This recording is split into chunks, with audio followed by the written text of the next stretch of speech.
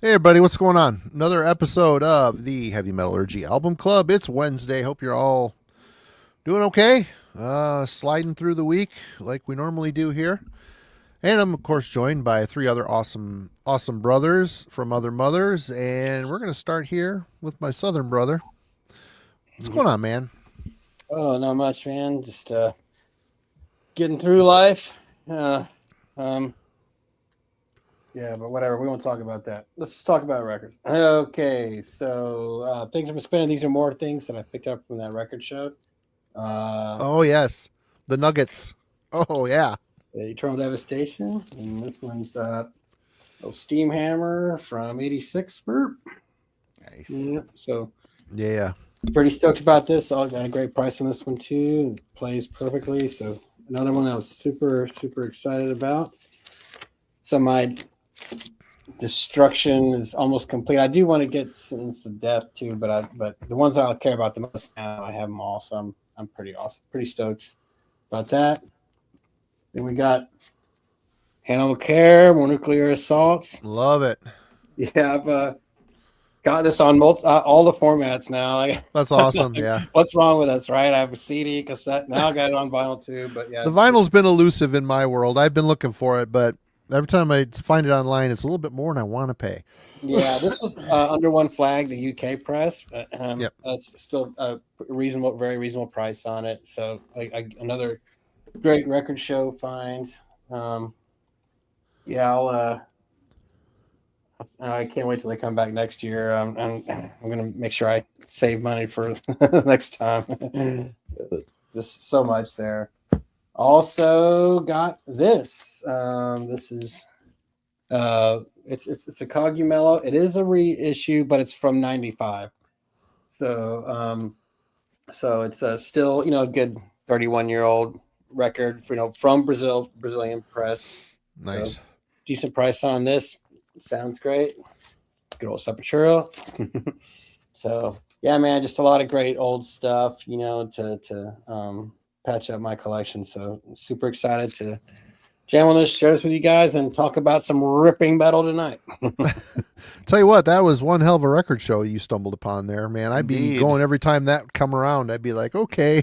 Oh, I absolutely will be there next year, man. It's I mean, it definitely broke the bank, but I mean, I'm not sad. Like, what else am I gonna spend my money on but records, right? Yeah, cool stuff. Hell yeah. Cool. All right, well, good to see you, Logan. Good to see you as well. How's it going? Doing pretty good. Mardi Gras was yesterday, so half of New Orleans was hungover. The other half went out to get ash on their forehead this morning. You can guess what half I was in. Cheers. Um, and then there was one person left to deal on his own. Shia LaBeouf. He's been having a good time in New Orleans. If you guys haven't seen that. Wish you luck, Shia. As far as metal goes, got my first 2026 album in, and man, what a year we can start off with. Ruins of Beverast, like in January. Talk about already kicking things off with a phenomenal album that will be a year-end contender. TJ, I know you already mentioned this in I a still have to previous order it. one.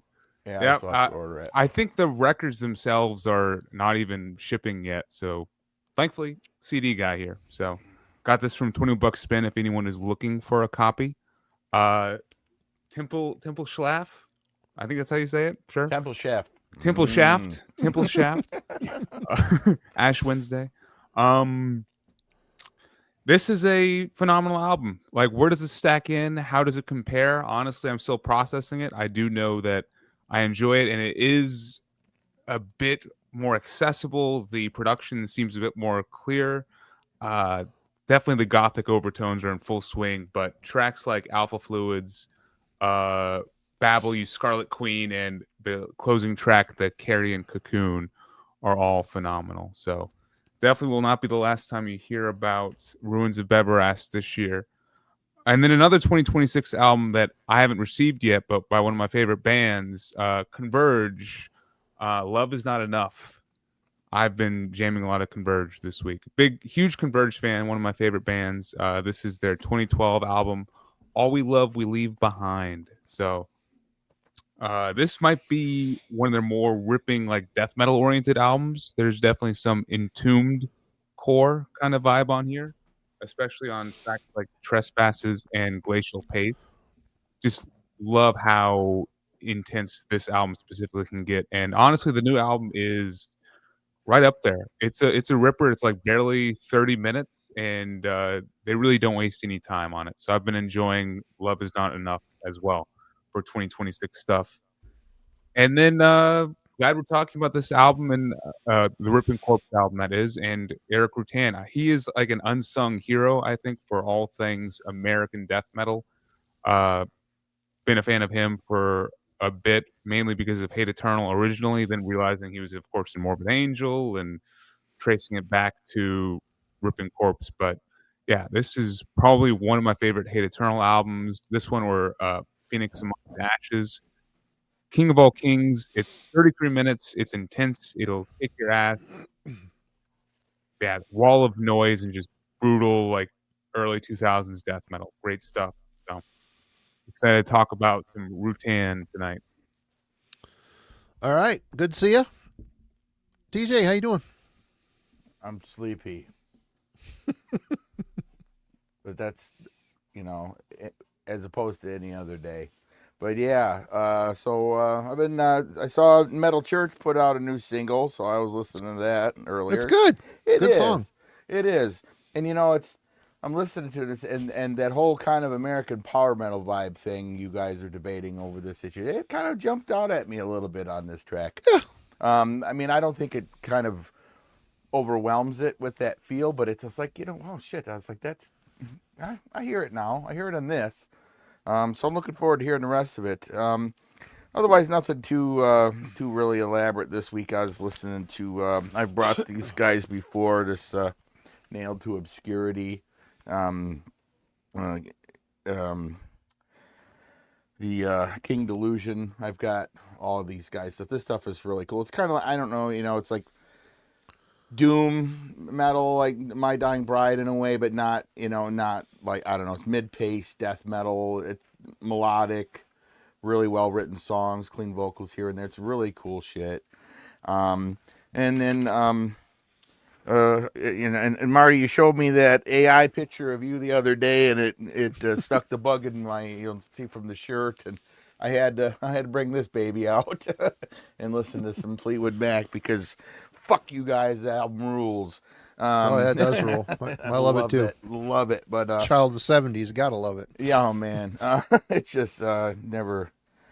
Gift keeps on giving, but otherwise, just random tracks out of my song list this week. I've been kind of listening to, catching back up with this record. Like I said, I hadn't listened to it in such a long time, and was really digging it. So.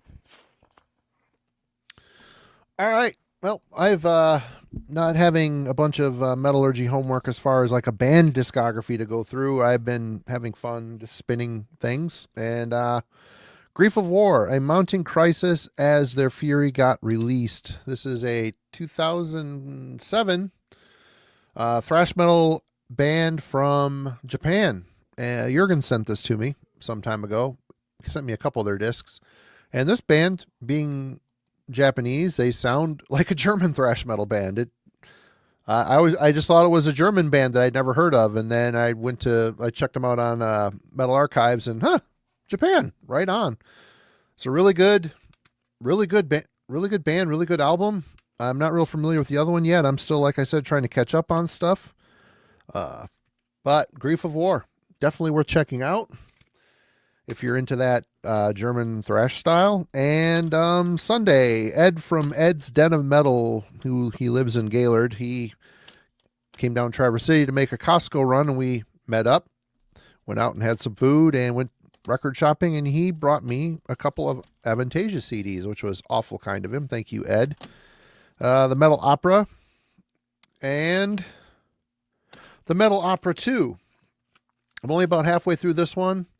This one I've spun twice. It's really, really good. And if you've got Henyo from Gamma Ray on guitar and Marcus Groskopf from Halloween on bass in your band, chances are your band is pretty ripping.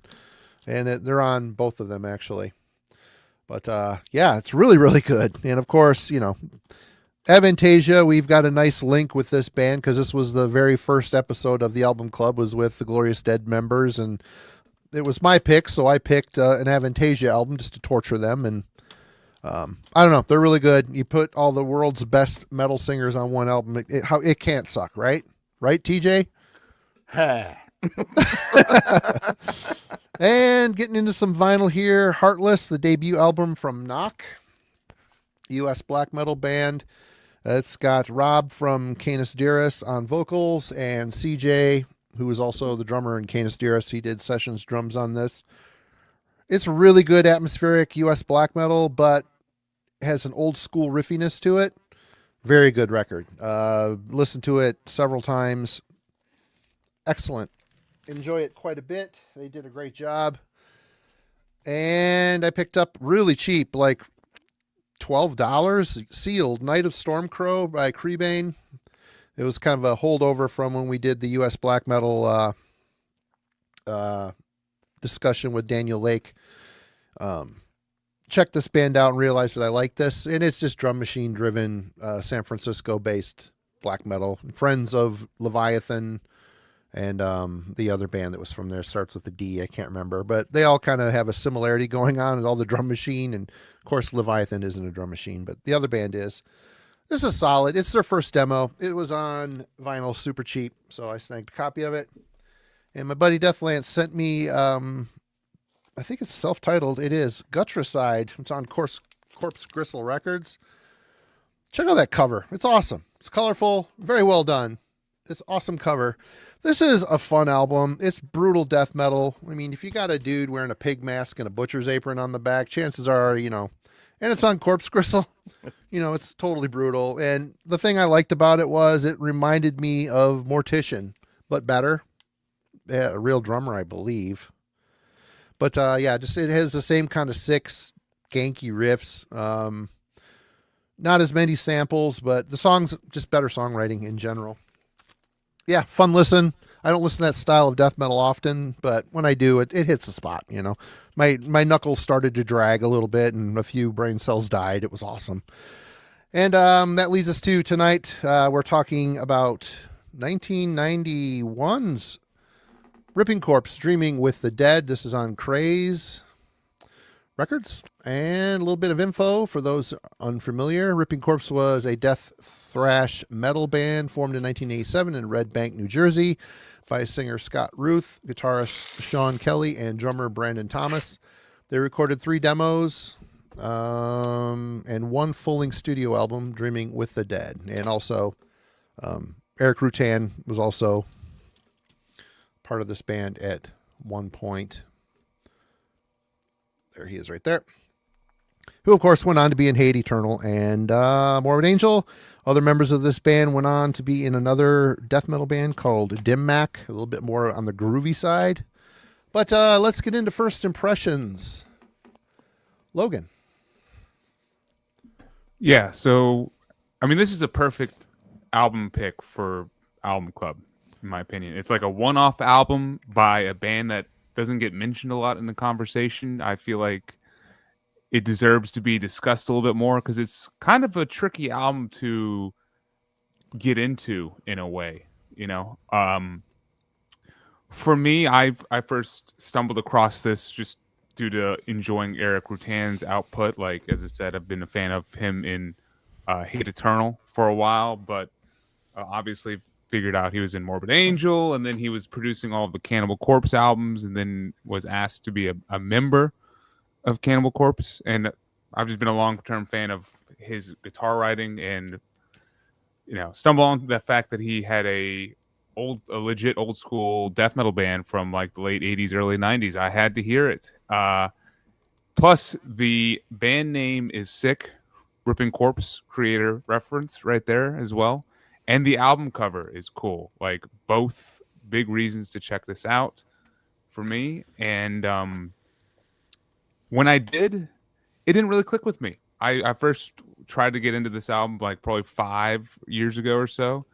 And I don't know what it was. I was just not like kind of vibing with it. Like, I was going in just expecting like a old school 90s Cannibal Corpse, Morbid Angel kind of record, and it really wasn't clicking with me. A lot of the songs would just like bounce off, and I left the album each time, not retaining a whole lot. And then about a year or two ago, I went in just in more of a thrash mood, I guess, and kind of had Slayer on the mind. And then all of a sudden, this album just clicked. Like all of the riffs and the way that the vocals land and everything, it kind of screams thrash. This is kind of like a perfect example of a death thrash album, or like a band that kind of starts as a thrash band and starts to reach more for that death metal brutality and tries to bring in maybe more than what they can handle. And what you end up with is a very unique blending of all things kind of extreme metal of the early 90s. It's a really cool, unique album and unique mix. And I think it's as I said, a cool spin, and it will be a cool conversation for tonight. So definitely excited to get in. I mean, first impression with this album is it's relentless. It's like 12 tracks over 30 something minutes. Each song gets in, gets out, but it leaves you with a amazing guitar riff or cool vocal lines, something memorable. So I think there's a lot of just hidden cool pieces of this album. All right, Jim.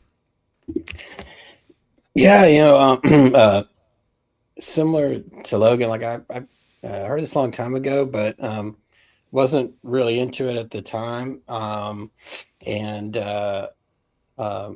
And then listening to it again, it didn't click right away with me either this week. Like at first, I was expecting to hear some of Eric Rutan's style of playing that he brought to Morbid Angel, but I really got almost none of that from this. But like someone said in the comments that Sean was like the main riff writer, and I get that. I don't really hear much of Rutan's later style coming through here.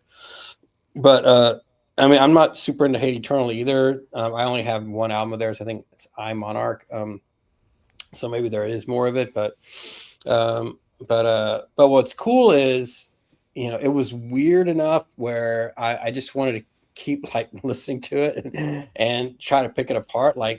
And that was why it didn't grab me right away. It was because it's just strange, right? It's this, you hear about death thrash, and when I think of most death thrash bands, like it's very clear like where the thrash is and where the death is.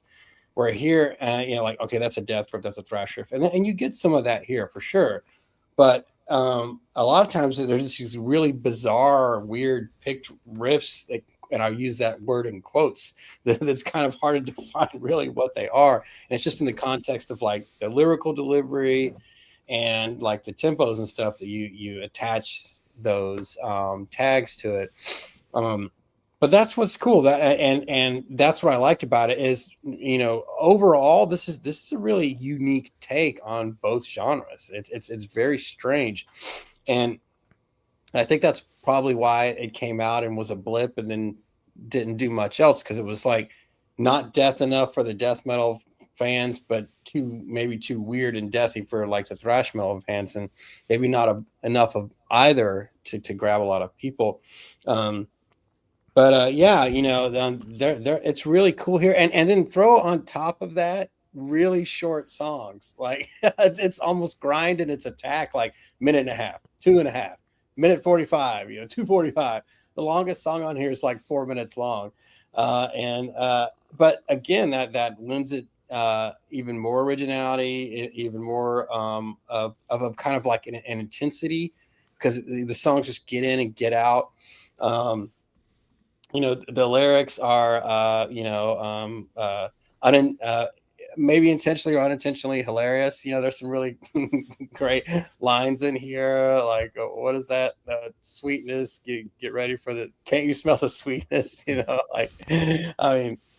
That's one of many. I wrote down a lot of notes of like crazy lyrical moments on here. But so yeah, long story short, like I didn't really get it, and I was surprised. I was like, like I said, it'd been years since I heard it. I was like, oh, this is gonna be great, death thrash, this is right up my alley. But at first I was just kind of like shaking my head a little bit at it, like what's going on here? But I really started to get it more and more as the plays continued, and I love that. I love when a record, like, I have to dig into it, and it kind of opens up with more and more plays, and that's what this one is for me.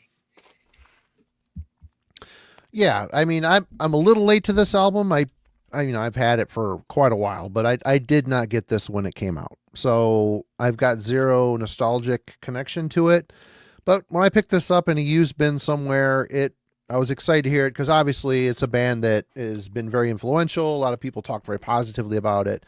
And, first impression was, super impressed, very technically challenged, twisting, turning. It's riff salad. Let's be honest.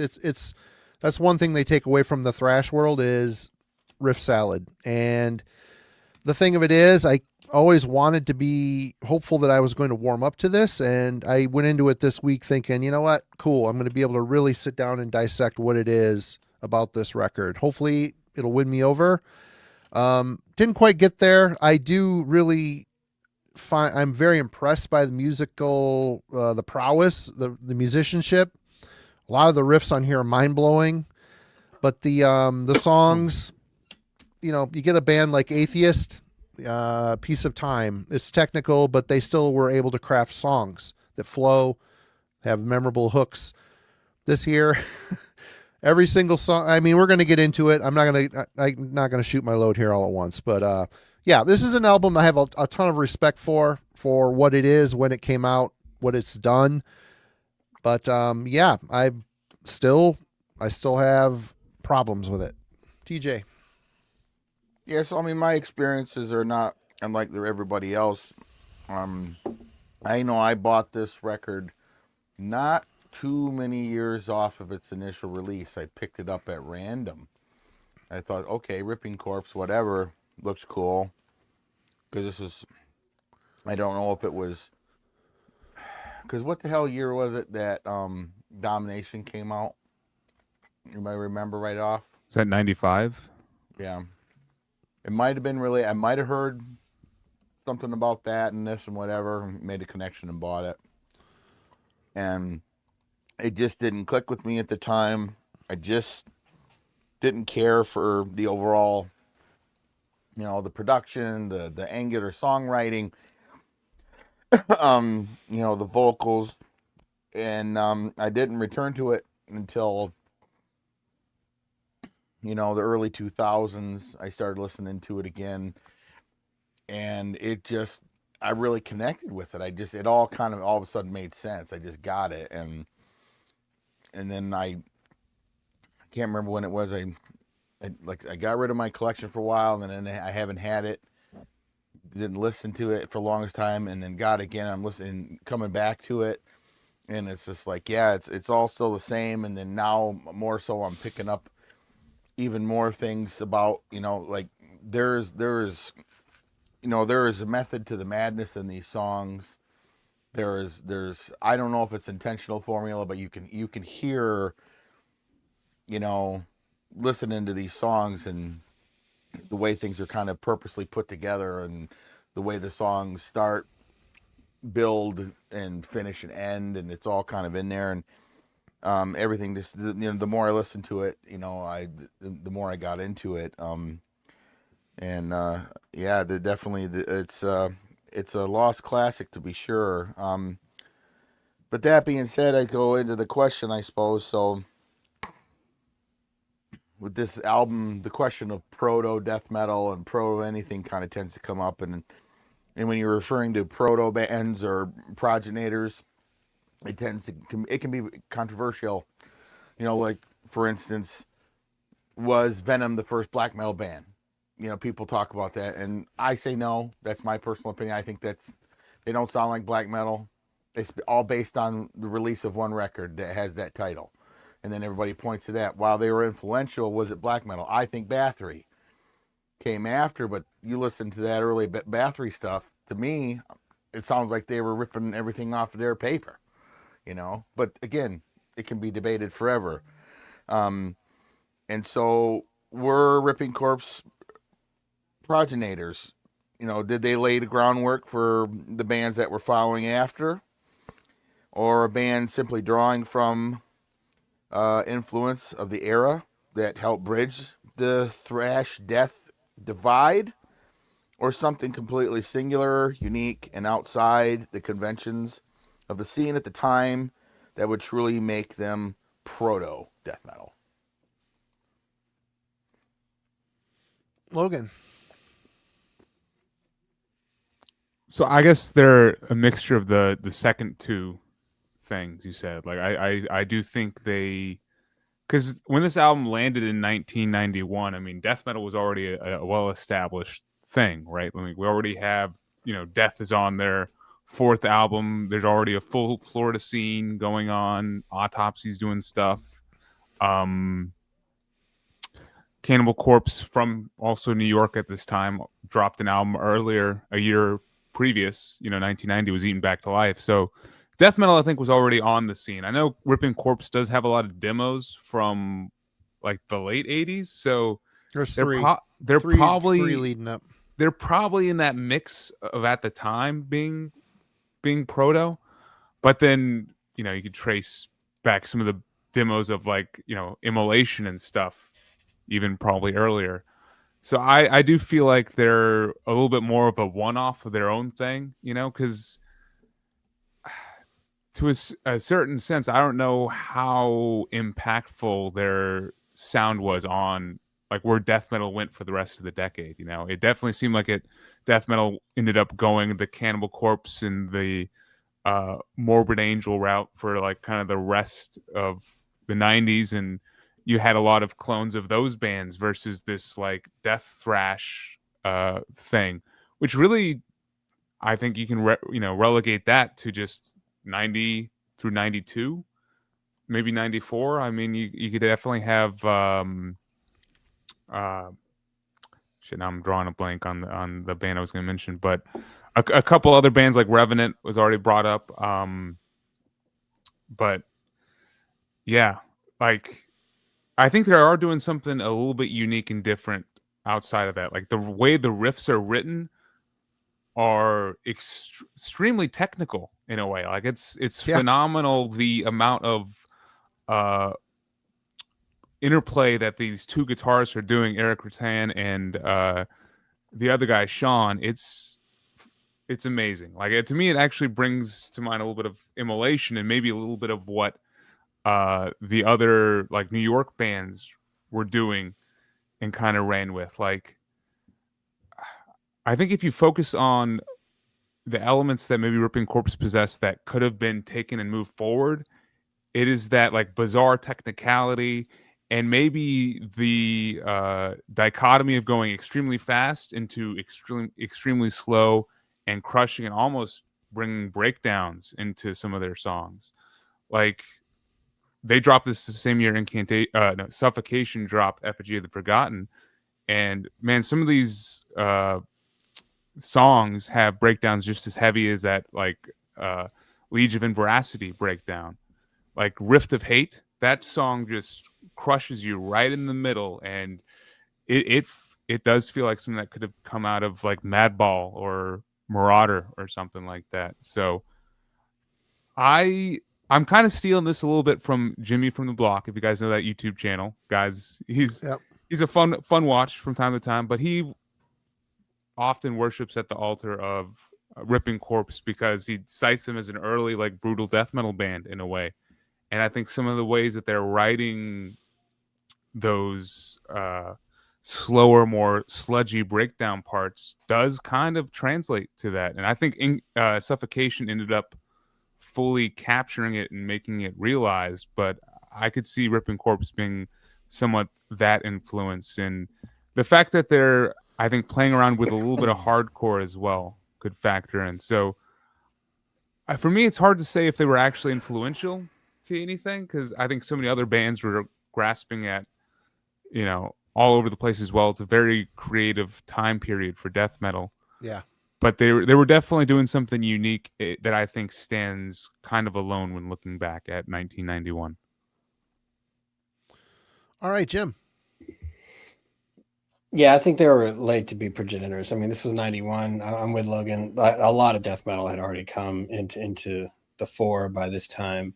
And yeah, they got a lot of demos, but even when I wasn't part of the tape trading thing, but like all of us here, I'm well aware of the history of it, and I don't hear people like mention this band nearly as often as I do in those circles in terms of their demos. So I think that they, after that album, have gained a lot of like notoriety in the underground, and for people who are seekers and were looking for something different, and that kind of broke the mold and was hard to define. And they certainly do that, but yeah, I mean, 1991, they may have influenced bands, but I don't think they were like a progenitor of death metal. They were just, what they were, some, amalgam in between the two. Verica in the chat mentioned that they were, he knew them, that they were influenced by New York and New Jersey hardcore bands. I can totally hear that, especially in like the vocal delivery and the brevity of the songs. And so that makes total sense to me. And that probably, well, I think it certainly lends to their unique and kind of semi-indefinable, songwriting style. Because there's an attack to it that's really neither thrash nor death. And, that hardcore influence makes perfect sense to me. And I think that was the missing link. I'm glad they mentioned that in the chat. And I think someone else backed it up as well. So, yeah. So unique, yes. A progenitor, no, I don't think so. But for influencing musicians in the extreme scene that want to do something different after 91, after this record come out, yeah, I can see that happening, especially for those who are digging deep and looking for something that just doesn't sound like anyone else, because they certainly don't. And that's a credit to them. It makes it a little hard to digest, for, I'd say, your average death metal fan, or even for me at first, because it was hard to kind of put my finger on it, and the arrangements are just kind of strange, but ultimately that's what won me over, was the strangeness of it, was the uniqueness of it, because it's nice to hear something that kind of challenges you a little bit. And this was something that challenged me. The lyrical content did not challenge me. What was another good line here? I'm trying to find one. Became a cocaine fiend, there was, I got some other ones on here. Yeah. And then, the Cthulhu chant and anti-God, what's another one? Take a chance, thrash a trend. Which I love stuff like that like, calls out metal, as you guys know. But yeah, but still, musically, these guys were, kind of on their own little planet, and and pushing forth something. But I'd say that was, not a progenitor thing, but like they arrived on the scene and then influenced people after. Yeah, and I think this is just one of those bands that were a little late. If this album would have hit in 87, I think it might have been a little bit different conversation here. But I listened to this here, and it sounds like something in the 80s that was transitioning from thrash into death metal. It was trying to borrow some of that more intricate, some heavier ideas in some of the music breaks, some of the bridges. But then again, the hardcore style vocals. And it just, I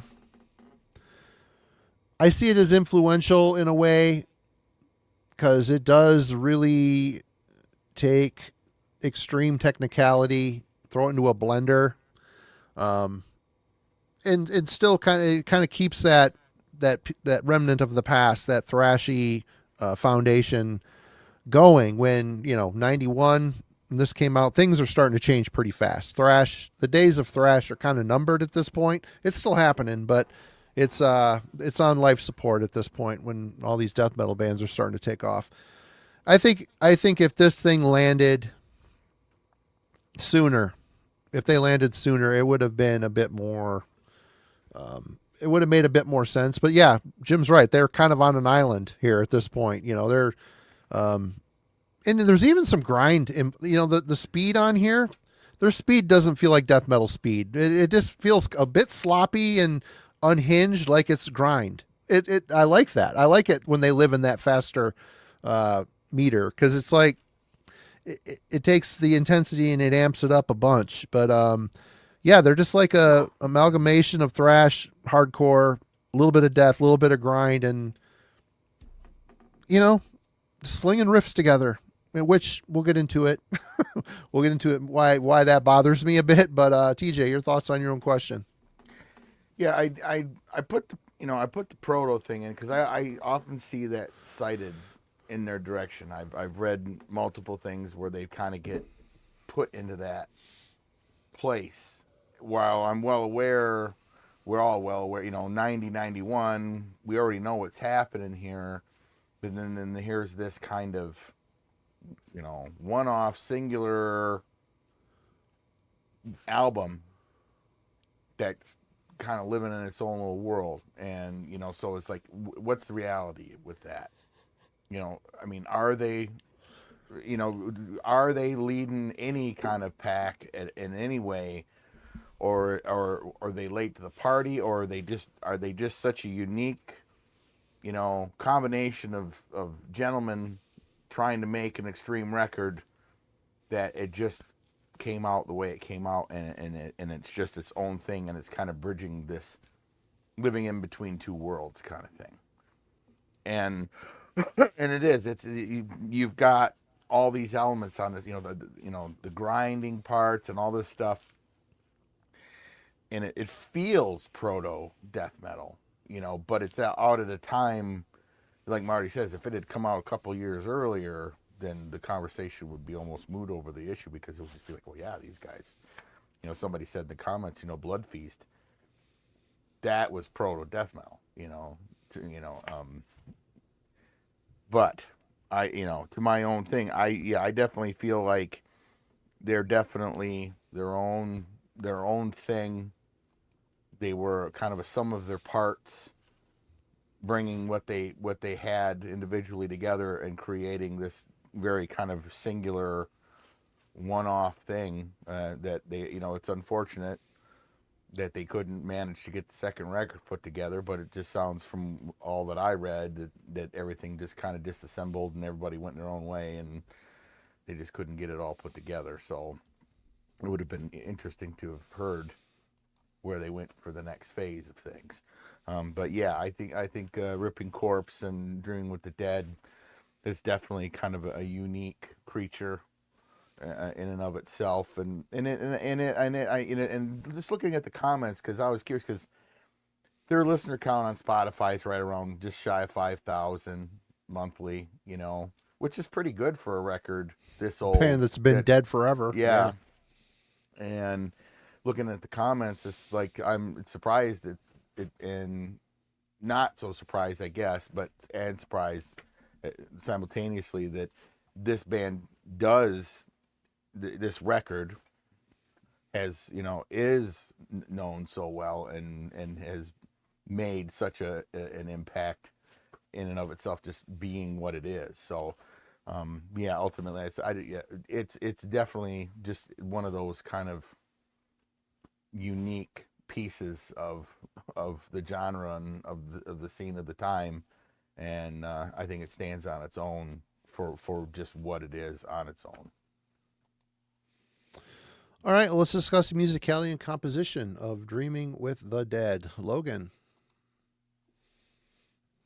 So I do think simply labeling this album and I guess this band as death thrash does kind of do it a disservice to an extent. And I mean, kind of to that testament, just listening to you guys answer TJ's question, you brought up a bunch of different things that weren't just thrash or death metal. And I think me going with like the death thrash route and trying to understand this album is just grasping at straws and trying to figure out, like, why does this not neatly fit into this box I've made for death metal from 1991? And to me, I do hear some like Slayer-esque riffs and the dynamics and the way the vocals are presented and the way that some of the songs are written certainly seems like an 80s thrash thing. But you guys mentioned the grind, and man, this week that was actually one of the things that stood out for me. Two albums came to mind specifically that to me matched the intensity and like the feel and flow.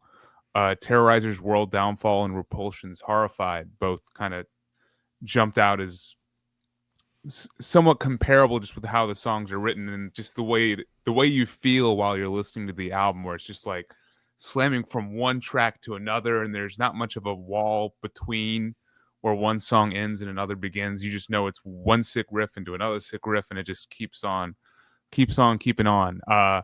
I do think one of the things that does separate it from being a bit closer to grind is just the individual performances. They are so technically impressive. Like the drummer here, forgot his name. He is phenomenal. Very intense, borderline like blasting death metal drums at the same time, but then he incorporates like some very unique tom work into some of the drum patterns too. So his performance on this album, I think, keeps things very interesting and dynamic, and the fact that he can go extremely fast into extremely slow is very impressive. Like, once again, to mention Rift of Hate, that track, it literally goes from him like blasting away into this slow slamming like brutal death metal section. It's very cool and catches me off guard every time too. And then the guitar performances are top notch as well. Sean and Eric both compliment each other extremely tastefully. Like, I know Eric is the rhythm and the other guy plays the lead, and I mean, it's all about the lead guitar for sure. Like, it is doing all kinds of winding, snaking, spidery, descending, ascending. It's all over the place, and just there's a riff every new minute. There's a new riff, and I think they're phenomenal. All of them are phenomenal riffs. I worship at the altar of the riff, and I think this is a riff album, and for that's probably why I ended up walking away happy, because each new song brings like 5-10 exciting new riffs and just crazy guitar solos. This is a guitar work album overall, but I just think the band also backs it up with the intensity too to make it interesting. And then I do think you can tell that they're from New York. They definitely have like that New York feel. I mentioned like Immolation kind of vibe, especially with some of the guitar work. Like, there's definitely they're not afraid to be dissonant with the melodies they're writing, dissonant, snaking, but still hooky and memorable. So yeah, amazing musicianship. Musicality wise, I definitely, and compositionally wise, I mean, I would get where Marty's coming from, where like, are the individual songs here? Maybe not. Like, if you're looking They're not. if you're trying to look for like an individual song structure, but to me, that's not why I would come to this album, and that's not what my takeaway is. I'm greeted with just an intense blasting slab of unique influences that go from death metal to thrash to grind and kind of everything in between. And the riffs are there, the individual big moments in these songs are there, so I can tell where the album is. And I guess to me, at the end of the day, that's what matters, and I think they succeed when it comes to that. All right, Jim. Yeah, it takes like, either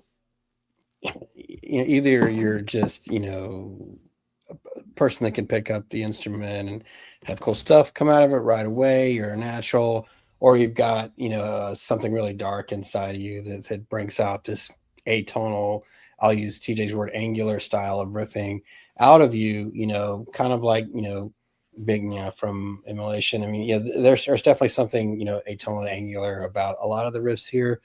A lot of the weird chords, like even the first track, Sweetness, that kind of open it up, they kind of devolve into these like pick notes about 45 seconds in.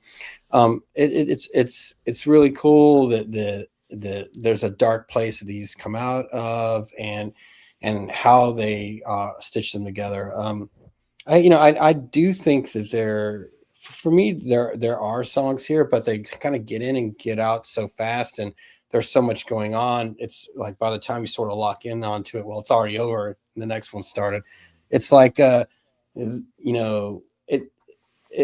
like a strange combination of like if the band Believer was like hit by a train that was driven by DRI or something. Like, it's this weird, fast, like hardcore, vocals and drums over these weird atonal riffs. It's really strange. But yeah, it also can't take itself too seriously with the vocal delivery and the vocal content and all that kind of stuff.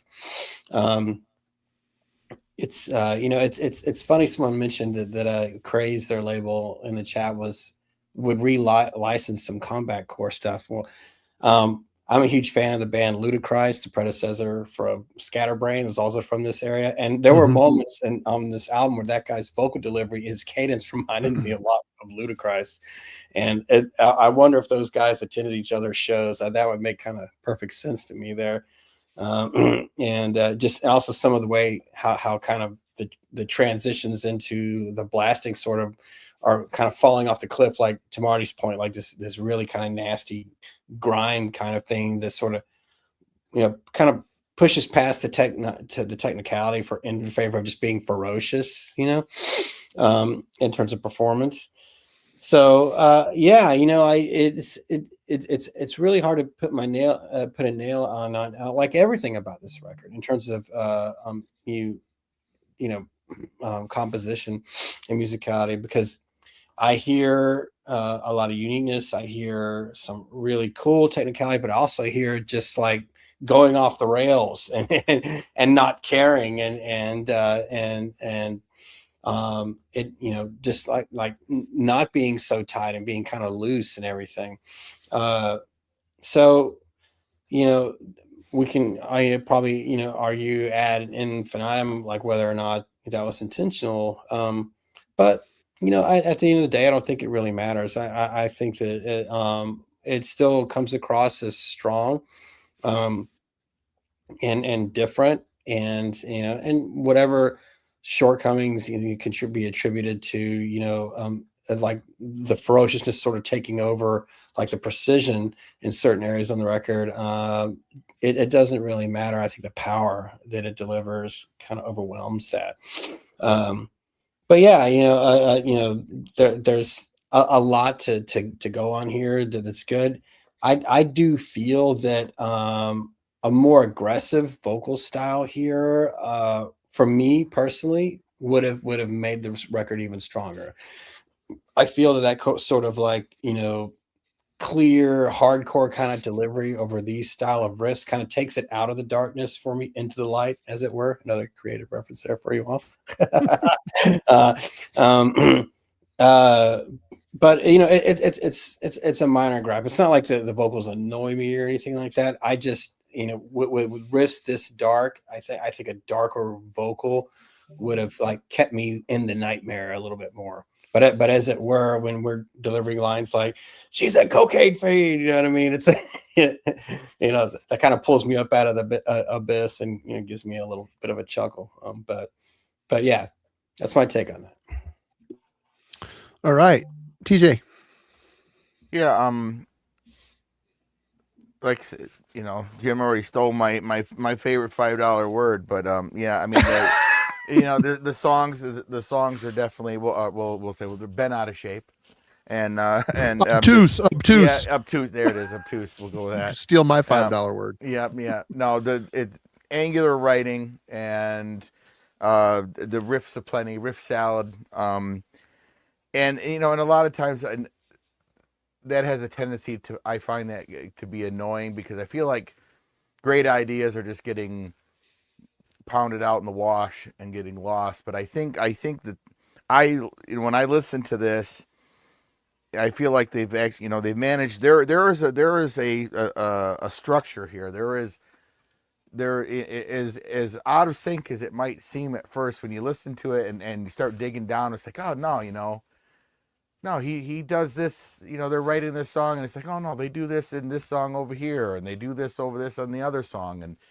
there is a formula. There's a structure that they follow in these songs where they come in strong with a big intro on the song, and then they get into the vocal riffs that are really good, and he gets in and he can lay his vocal parts over it, and then there's some big middle bridge piece, and then they end out, not all the songs, but often there'll be like this really big outro on riff piece on the song that almost feels wasted because you're like, damn, that shit's almost as good as the rest of the whole song was. And they played it for 40 seconds and then the song just dives out and it's gone.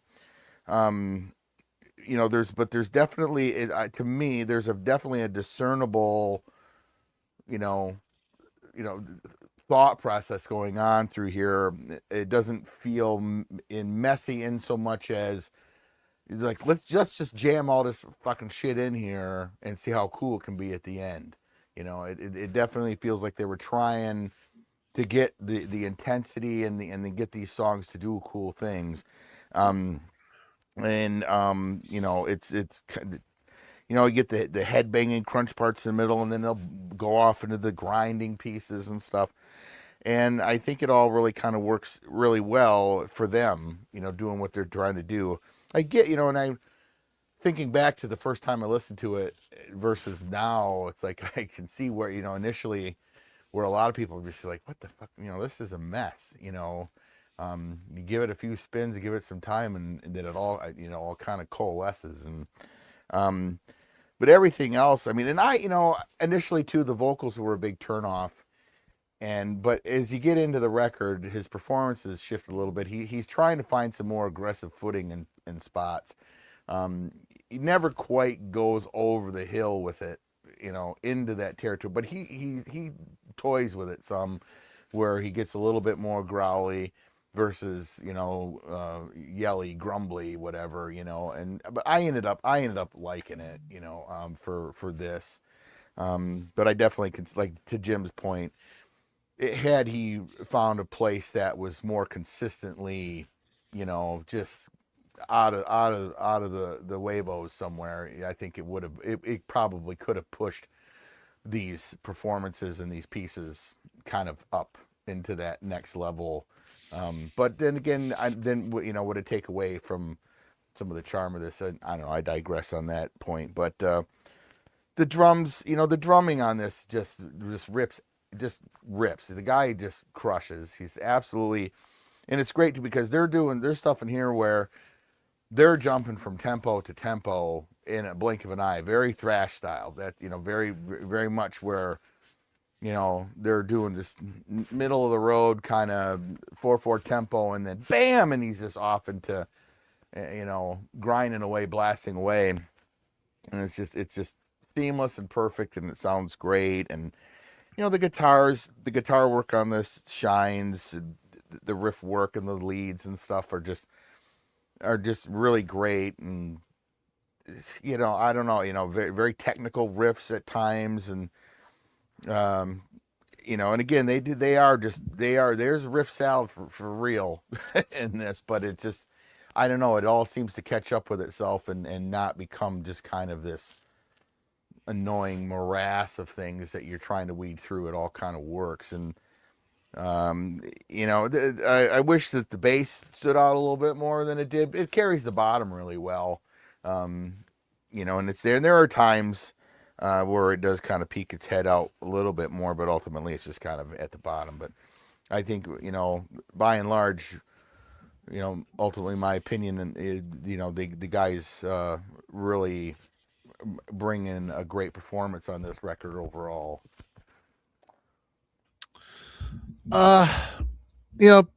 People lament the fact that they only put out one record, and really in 34 minutes they give you an abbreviated two albums crammed together is the way this thing feels to me. It puts me in mind of like Time Does Not Heal by Dark Angel, where there's just a million riffs. And I don't even mind the riff salad thing, but what makes it messy for me is they do it a lot on this record. They start you off with an intro that's really cool, and then the drums will stop, a guitar riff will play on its own, and then everything will come in. It'll be a completely different riff. They'll put some words over the top, and then at the end of that, they'll stop again, play a different riff all by itself. All comes in. I mean, they introduce each transition with a dropping out of the drums and playing the riff, and sometimes the riffs don't go together, and it drives me nuts. And what it does is I think all the riffs on this record are awesome, amazing, great playing. There's some cool feel in some of these things, but they don't play them enough for you to become accustomed to them. And the way they break out of them in the transitions is so disjointed. It doesn't, each one of these songs feels very similar to me because they do this a lot, and there's no flow in the songs. There just isn't. And there's like, I have it in my notes. I think there's an amazingly melodic midsection where there's this awesome, beautiful solo, and then just all of a sudden stops, and then this grind thing like slams up again. It's like it's another different song that they pieced together on the end of it. It's like it makes no sense. And the fact, that's what bothers me about this band in this album. And the vocals always kind of bugged me. Scott does a good job. He's got a really sharp barking, yelling style. I kind of feel his pain why he's singing the way he's singing over this material, because they're not giving him enough real estate to come upon an actual vocal line. He doesn't have time to establish anything. He just gets it going, yell, yell, yell, yell, stop. Something else happens, yell, yell. I mean, he's just kind of like trying to get his piece in there. You know what I mean? TJ's right though. It's a mess. The whole thing's a mess, but it's its own kind of mess. It's self-contained. It's the way the songwriting is on this, it keeps me completely alienated from what's going on. I just can't. I'll just start focusing on something I really enjoy on it, and it's gone. It's off to something else. It's like, ooh, shiny over here. Ooh, look at this. Ooh, blast time. It's like I don't get a feel. I've never been able to connect with it, and happens the same way with me and Dark Angel. To a certain point in their career, I've always been completely impressed by what they've done, but get to albums like Time Does Not Heal, I'm just like, I don't know if I'm ever going to listen to that record again. It's just such a disjointed, haphazard slapping together of stuff, and I need more building and flow. I just need more flow in this stuff. Give me complicated riffs, that's fine, but do something across the course of a 3-minute song as opposed to just like 7-8 riffs all smashed together. Production, Jim. Production. This is my kind of biggest gripe with the album. Really, is production. And not overall, like I'm good with it, but like taken apart, like the guitar sound is just kind of weird for me. Like the distortion there, like there's plenty of it, but it's just kind of got this crispy feel to it where the distortion itself isn't condensed, and it makes I think it sounds good when both guitars are playing together, but in those breaks, like the ones you mentioned, Marty, like where there's a stop and the riff, when the guitars are kind of like separate, like singled out one or the other, it sounds a little thin to me, where it should be a little bit thicker for this style of metal. It's not a huge gripe, but it does kind of bug me. Like every time there's that drop out of all the other band members and there's one guitar, I'm like, oh man, I wish this guitar just had a little more thickness and sound. But my biggest complaint though is the bass, man. It's really, really hard to hear the bass on this. It's there, and sometimes, like TJ said, every once in a while it'll pop up, it'll rear its head, and you're like, oh, there it is. But I don't want it to be like, oh, there it is. You know what I mean? I want to always hear the bass, man. And this is a little bit of a product of its era, right? Thrash in general, like bass was always harder to hear unless you were Megadeth and Dave Ellefson. Like, I mean, of course there were exceptions, but a lot of times, bass got swallowed up in the mix just by the general nature of the style, tuning to standard and the kind of distortion and the more mid-rangey style.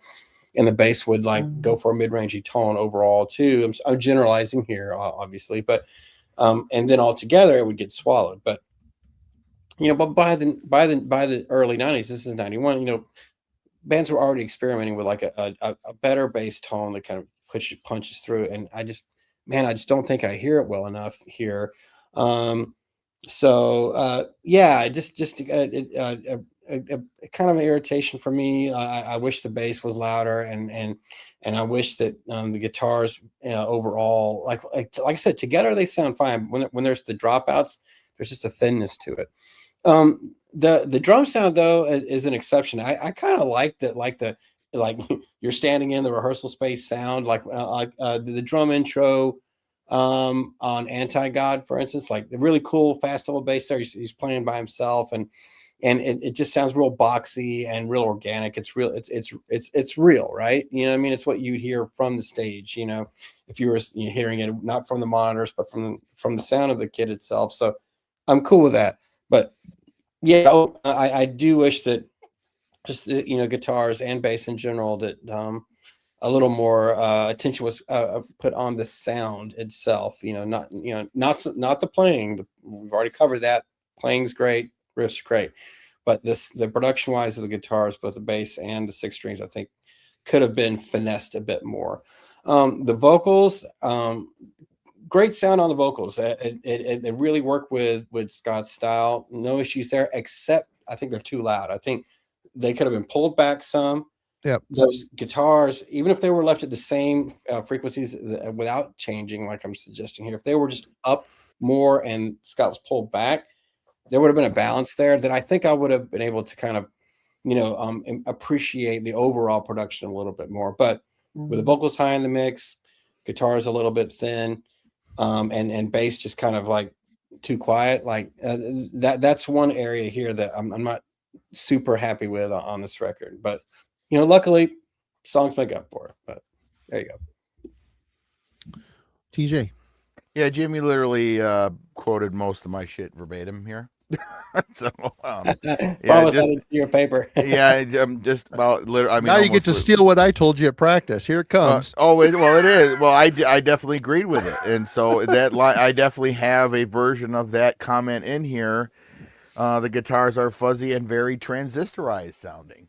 I mean, it is true. They sound like solid state heads. Yeah, Marty brought like that up. tube Yep, Marty brought that up at practice, and I 100% agree. It sounds like they're playing through old PVs or crates, probably crates. But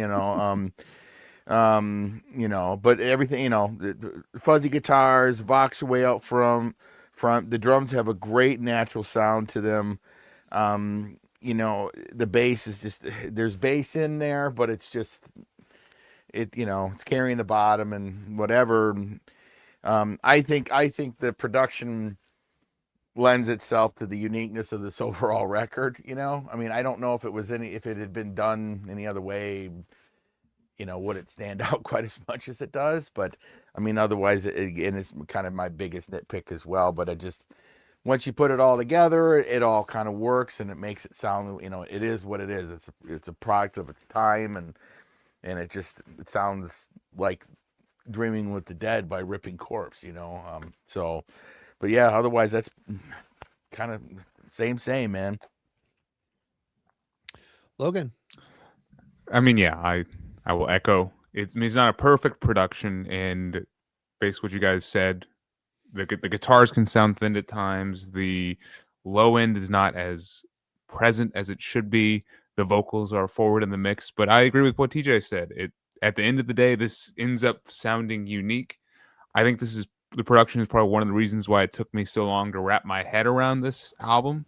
But I felt like I put work into figuring it out and getting used to it. And now that I'm there, I like it. I like it. I like how the guitars sound. Like even on the when they do have those constant like lead breaks and stuff, it sounds like kind of spidery and menacing, and I guess thin, but it's it's not chunky. It's not like that chunky death metal guitar that you're used to. It's kind of unique to me, and it makes some of the lead work sound, as I said, even more menacing and just technical at times too.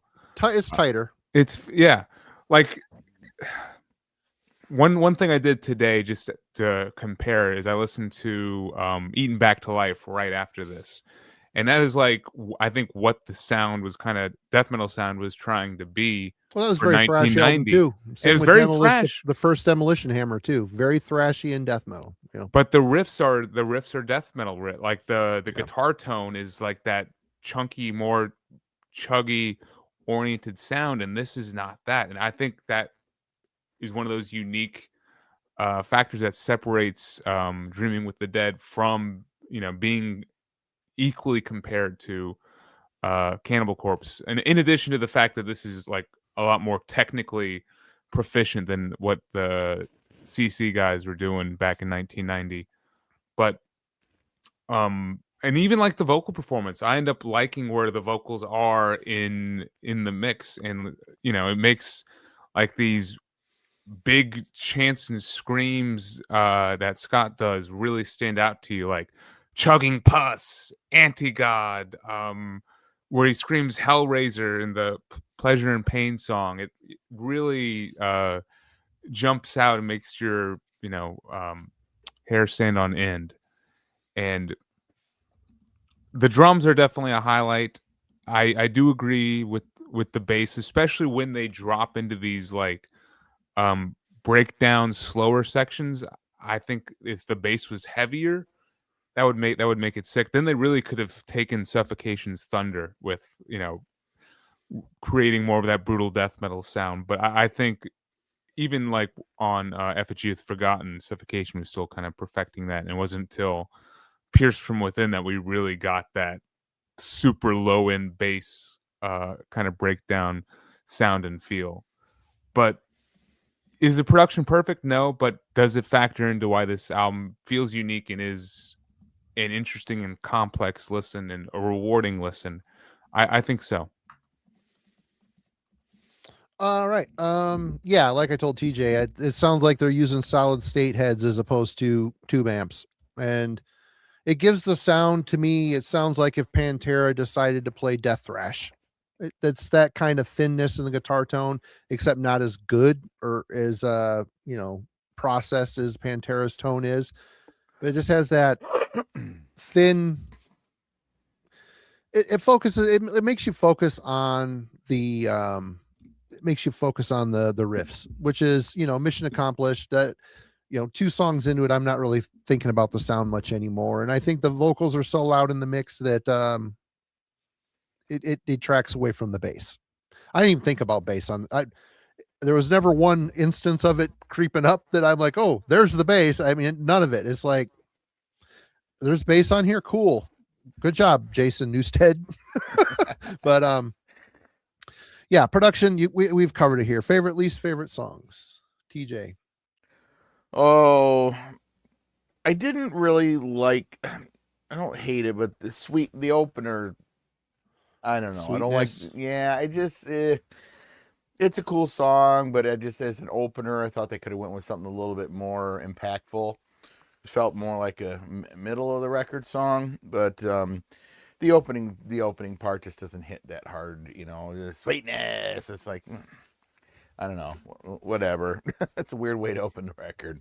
I mean, I like all the tracks on here. I mean, I got standouts, Deeper Demons. It's just a speeding straight ahead killer track.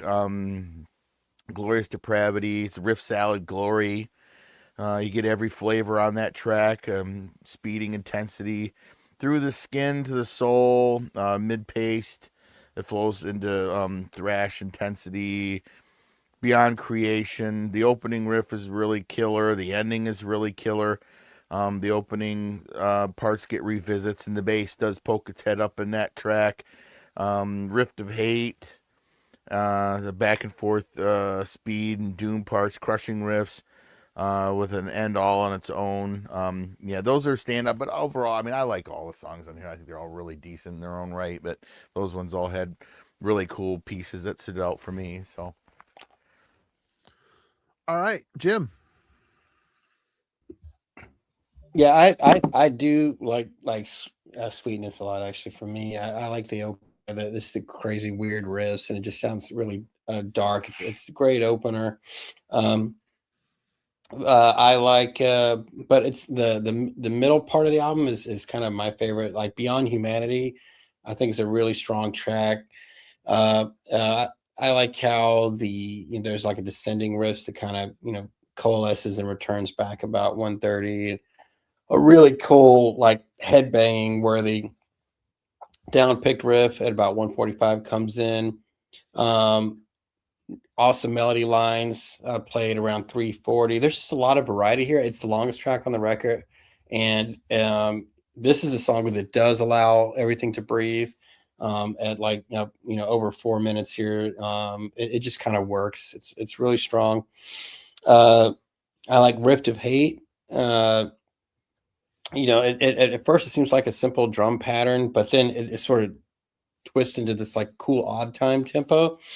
Then the verse kicks in, so it kind of just keeps building, which is really, really cool. And then there's like a suffocation style riff about 1:15 in, and I was like, oh man, it reminds me. It's like, I was like, oh, that's really suffocation. And then these octaves, 15 seconds after that, which is given the brevity of their songs, it makes sense. It seems like a long time, but it's only 15 seconds later. These octaves come in, which is really cool. Deeper Demons, I keep talking about the lyrics and that one, but the coolest thing about it is the main riff is this like cool hammer on pull off thing that kind of just like repeat over and over, and I love when bands like do a riff like that's not the standard kind of like alternate picked or something, whatever. It's just kind of really strange and eerie sounding. And then it goes into this like grinding thing to close it out. So just a really cool transition there at the end, but also just really cool, unique riffing there for the verses in Deeper Demons. Yeah, I mean, Seduction of the Innocent has a cool scale to start, which I really like.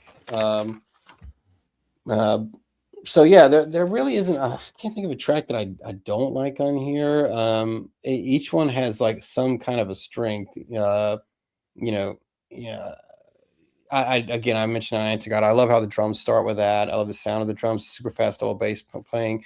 These guys love the triplets, man. There's lots of triplets all over this record. There's always it's everywhere. But I love triplets too, so all good, right? No big deal. But yeah, my three favorite are Beyond Humanity, Rift of Hate, and Deeper Demons. Right on. Logan. So I don't think there's a bad song on this album. I mean, they kind of touch on the fact that there is a little bit of the songs do merge together.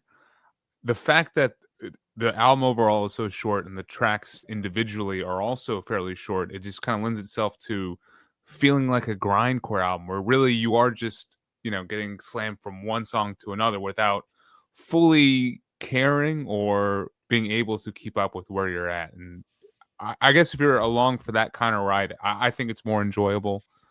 That being said, I do have some tracks that definitely stood out to me, and there's definitely you could find a killer moment from each song. So I think if you dig in, there's a great moment and a great reason to check out every single song. So there's definitely no skippers. Sweetness, what a way to open the album. I think just the whole band comes in, sweetness, smell the sweetness, just really sticks out to you. And then as we get deeper into the track listing, Glorious Depravity has a great main riff, very descending, spider-like, makes me think of Megadeth. It's like this descending fast riff with a quick like tempo change around, like pretty quick into it. Feeling pleasure through pain, Hellraiser song in reference. any song about this movie definitely gets a win from me. Great slammy riff in the middle that kind of breaks up the track. Great lyrics about Hellraiser, and I think that Beyond Humanity song, Jim, I think that's about From Beyond, that other Lovecraftian film, which Ooh, is that's a good another. one. Yeah, humans are such easy prey. That one, I believe. Yeah. So that one also gets a win for me. Rift of Hate is absolutely one of my favorite tracks, mainly because it does do that suffocation kind of change up, and at the same time it's like the fastest song but then also the slowest. Like it'll literally go from being like quick blasting intensity to just this brutal death metal drop and chug that does make you think of suffocation at, you know, pierced from within style intensity. And then I really enjoy the last three tracks. I think this album ends on a very high note. Sickness of Will, great crushing breakdown. They start to bring in more of the group chanted vocals, which I don't know if I've had the chance to mention the group vocals. I enjoy when they come in. Gets more of a thrash and hardcore vibe, and just a nice way to change up the vocal delivery. So Sickness of Will, Chugging Pus, what a nasty fucking song, and just the delivery of Chugging Pus is phenomenal. The final tempo change for the last 30 seconds is perfect. And then my favorite track on the album is Seduction of the Innocent. Just how that song kicks in, how technical yet melodic and memorable the riff writing is between Eric and Sean is quite a marvel. Like I've definitely hit play and then rewinded and hit play multiple times on that track just to hear the first 30 seconds of guitar writing for that. Like the lead work over the rhythm is impressive. Check that out again if not anything. And then it ends on a highlight with him just delivering the title of the track in a very manic shouted way. So it ends with the momentum that makes you want to re-listen to it, to me. So definitely a track listing that keeps you engaged throughout. All right, TJ. I already did this part. You did this? You went first? Right on. Everybody went. Yeah, really there's nothing. All these songs are so close together as far as the way I process them in my brain that I don't find anything on here bad. It's all, there's problems with every song and it's mostly structural, but favorite tracks on here, Dreaming with the Dead, maybe the most melodically charged track on the album. There's a nice mix of styles here. Though the harsh change shift between hyper melodic solo and then a dead stop and then just odd random different timing blast beats after it doesn't make for a smooth listening experience. Another part I really liked on here, the opening riffs to Seduction of the Innocent, the last song on the album. God, the riff work at the beginning of the song is amazing. It's like, and then they layer it, the way they layer it together, they're like building to something, but they quickly abandon the piece by everything dropping out. Another guitar riff comes in and then they jump in. You know, they're not bothered by, they don't want you to be comfortable on this. They don't want you to, you know, focus on one thing too long. They sound very passionate of what they wanted to accomplish here. And it was, you know, overwhelming you with stuff.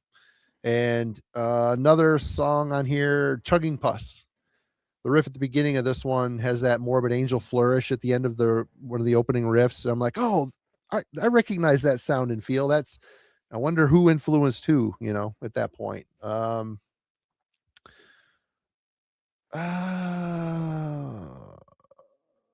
Yeah, Beyond Humanity is another one. The music break towards the end, kind of what TJ was saying, they put these really cool things at the end of the songs, but they don't really expand upon it.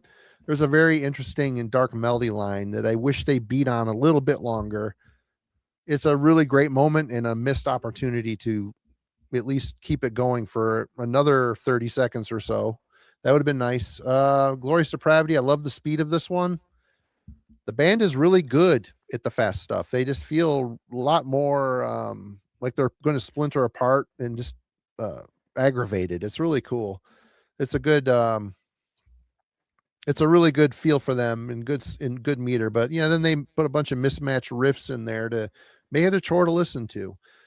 So yeah, it's Judgment, final thoughts. I don't know what more to say. All these songs feel very similar to me. Judgment, final thoughts. Logan. So I think if this week was my first week listening to this, I would for sure be a bit more lukewarm on it and in the camp where it all blends together and it's not quite clicking. As I said, for years, that's kind of where I was. Like I was definitely revisiting this thing at least a couple times throughout a couple years and just not getting anywhere with it. But then finally when it clicks, and like just the intensity of it, the uniqueness of it, the way that each song just crashes right into one another and it just delivers you at a winding maze like through a winding maze like album. It's kind of rewarding. It's interesting. There's no other album like it, I think, from 1991, and it's just a unique testament to that era, I think, where you could have a band reaching to thrash, reaching to and these are all like earlier. It doesn't feel like they're rehashing anything. Like they're just naturally reaching for they naturally are influenced by thrash, naturally influenced by what's going on in the New York hardcore scene, and naturally wanting to play death metal. And here we are with this very intense and technical, unique album. And I think it's a testament to youthful, just craziness, crazy attitude, and throw everything at the listener. And it's a fun listen. I've enjoyed listening to it this week again, and I don't own it yet, but I will be tracking it down as soon as possible, basically. But this is an easy 9 out of 10 album for me, and one that I will continue to listen to for years to come. All right, Jim. So yeah, this was a fun listen to me for me, and a cool looking into Eric's past. For my money, my favorite thing he did was the stuff on Domination. Still, I'm not much in the Hate Eternal, and I like his production stuff like that. But very unique record. A lot to offer from multiple listens, from digging deeper into it. For me myself, not taking it at face value, which I just didn't connect with it really at first, but as I continued to play it over and over, like I started finding a lot of cool moments in it, and definitely got a sense of just how different they were, and it's just really kind of impossible to pigeonhole them, which is awesome. That's always a great thing, when you can do that and the band is still heavy, and they deliver on all those fronts. I don't think this is something that I feel like I need to rush out and get, because I don't know how often I'm going to reach for it. It's so weird that I don't know how often I'm going to be in the mood for it. But it's certainly one of those records that if I came across it and it was reasonably priced, I would pick it up, because it's a great looking back into extreme metal history for something that was kind of just standing out on its own and saying, here, you want some hardcore tinge, death metal, thrash, something or other? We got it for you. And for that reason alone, it deserves a look for anyone who hasn't heard it yet. Right on. I'll let TJ have the last word since he picked it here. But yeah, for me, it was cool this week to revisit this album and actually put my finger on what it was that bugged me about it. I still think it's a very technically amazing record. I think there was a ton of potential here. A lot of it was kind of unexplored and just kind of in favor of rushing through to get to the end of a song. So yeah, I've got like a 2 rating system here. I think on technical proficiency, playing, overall style, I give it an 8 out of 10. For songwriting and replayability, I'm giving it a 5 out of 10. This is just one of those things that I like what I'm hearing, but it is so unwelcoming to listen to. I mean, I know they want to, beat you over the head or whatever, but it's at the expense of songs. There's just the songs here. They're too disjointed. They're too fragmented. They're just too slapped together. And it makes it hard to sit and to enjoy it, to get a feel, to get a vibe, to find a hook. I mean, I'm not looking for, something simple here. If it's technical, I mean, Corner did technical great. Atheist, there's other bands that could harness the chaotic nature of technical busy riffs and still write good songs within that context. Ripping Corpse, they had the chaos, they had the crazy, awesome riffs, but they didn't have the songs. So that's where I'm at on that one. TJ. Well, I guess for me, on a scale from 3 to 9, they get an 8.5. I think this is a unique and album from a creative time in metal. I would have loved to have heard a follow-up to this, and I enjoy it. It'll definitely get spun again, so yeah. All right. Yeah. Good pick, TJ. I mean, Logan's right. This was a perfect pick for Album Club. It's, complex. It's got its issues, and everybody's going to come at it from a different direction. So, as I think what we proved tonight. But, yep, my pick for next week. And actually, this is something Ben texted me weeks ago and said we should give this one a try. And you know what? I agreed with him, because this is a band that has made some changes over their career. And it seems like every time they would change, the scene would follow them. So I figured we would sit back with Entombed's third album, Wolverine Blues, and talk about why this is such a polarizing album and also a very influential album, because a lot of bands in the scene followed them by clinging to their coattails. So Wolverine Blues, Entombed is next Friday. So that's next Wednesday for you. Friday night show notes. Logan's joining us. We're going to be talking about the year 2016, right? Yep. And we might have a guest, we might not. We'll see. But anybody have anything else they want to promote or talk about before we go? Channel stuff, label stuff. TJ is working on his novella over there. His dissertation. His dissertation, yeah. Why does that record suck? Oh no! Yeah, well, here you go. Oh, here we go. There it goes. See, another polarizing We've record. Got a mouthful. Hey, great turnout tonight, everybody. Thanks for joining us on the Heavy Metallurgy Album Club. Like I said, we'll be here Friday for the big show. And see you next time. Cheers. Have a great one.